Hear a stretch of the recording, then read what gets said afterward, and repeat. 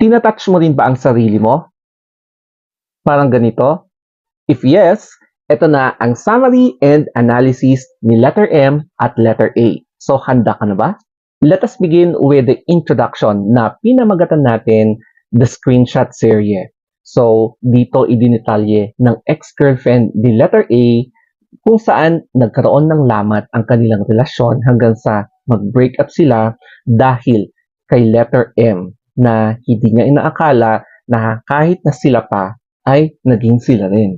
So, nasakit man ito, pero nangyayari din ito sa buong buhay. And sigurado ako, meron kang kakilala na ganito rin ang sitwasyon. So, let us now move forward with chapter 1. Ito na nga yung chapter 1, her side of the story. So, sa mga screenshots na ito, hindi ko na lang i-detail by detail kasi baka aabot pa sa 20 minutes itong video. So, idinitalya niya mismo kung paano nagkaroon ng crack yung relationship nila hanggang sa tuluyan ng lumayo at lumayo at lumayo ang kanyang boyfriend na si letter A. So, gusto niyang mag-set ng example na parang ayaw niyang mangyari sa iba yung nangyari sa kanya and gusto niyang i-share yung nangyari sa kanya dahil masakit talaga para sa isang karelasyon mo na hindi mo kagustuhan na mawala sa'yo at mapunta siya sa piling ng iba. So, masakit man pero kailangan na niyang mag-move on kesa mag-suffer pa or ipilong niya yung agony ito kaya nilabas nga yung kanyang saloobin. Chapter 2, Deception. So sa mga series of screenshots, nabasa natin sa conversation kung paano diniceive ni letter A ang kanyang ex-girlfriend na sa una magkasama lang sila sa work pero habang tumatagal, bakit meron ng mga contact, may mga sweet-sweet na conversation nila hanggang sa may mga conversation na mas naging intense. So, mahahalta mo talaga sa palusot na, ay, pagod na ako, hindi ka-work ko lang yan, mga ganon. So, na-deceive talaga si ex-girlfriend hanggang sa napunuan na talaga siya and ang dami na talaga mga resibo and ayun na nga, humantong na sa breakup and heartache. Chapter 3, The Cobra. Siyempre, alam naman natin kapag may mga ganon, lalo na kapag ka-work ng asawa mo, mag-ingat-ingat ka na. So, nangyayari din ito sa tunay na buhay na may napapansin tayo na bakit yung ka-work ng asawa mo ay medyo clingy sa kanya hanggang sa hindi mo na-realize lagi silang magkasama and then nahuli mo silang magkasama sa hotel. Parang ganun yung nangyari. So, same na rin yung ganitong sitwasyon, no?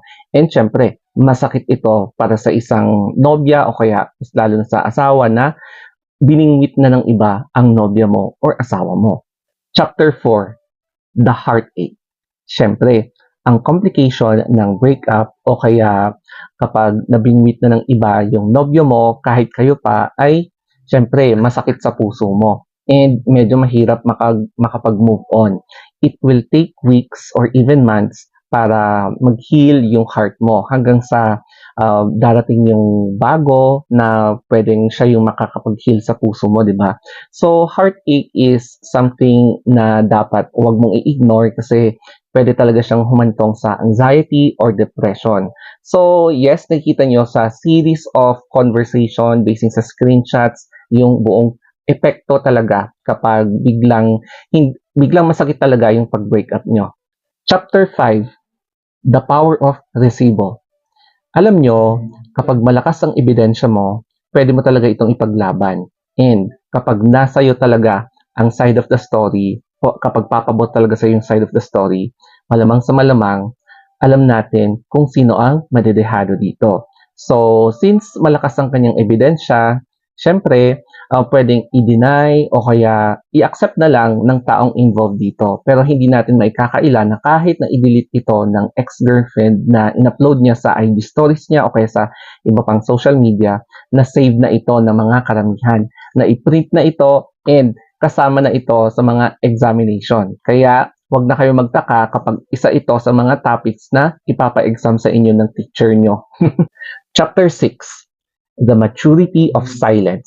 Marami talaga ang humanga sa ex-boyfriend ni letter M kasi ni isang salita, wala siyang binitawan. Hindi siya nagkaroon ng drama sa SOCMED.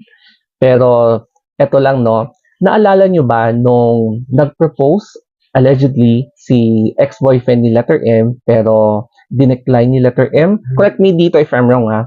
And then, ang isa sa mga factors kung bakit daw is mukhang hindi siya yung right tao and hindi ito yung tamang panahon.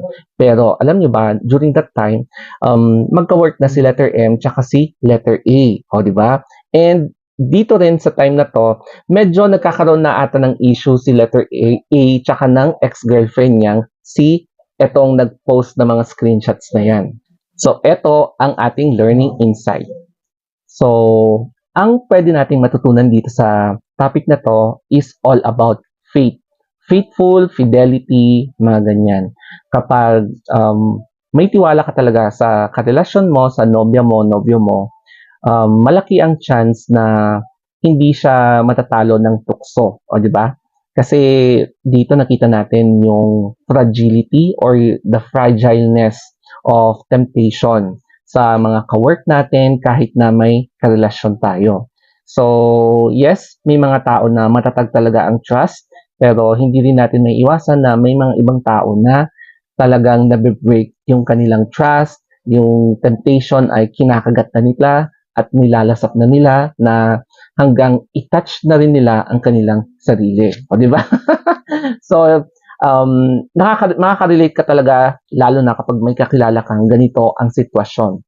Kaya, the conclusion of this story, magmahal na lang kayo sa tamang tao and piliin nyo yung mga tao mas pinipili kayo. Hindi yung ikaw lagi ang naghahabol. Kasi parang wala na rin saysay ang relationship nyo kapag ikaw na lang lagi and hindi ikaw ang napapagbigyan. Tapos malalaman mo, nabingwit na pala ng iba yung taong hinahabol mo. So, wag mo nang lokohin yung sarili mo and maghanap ka na rin ng iba.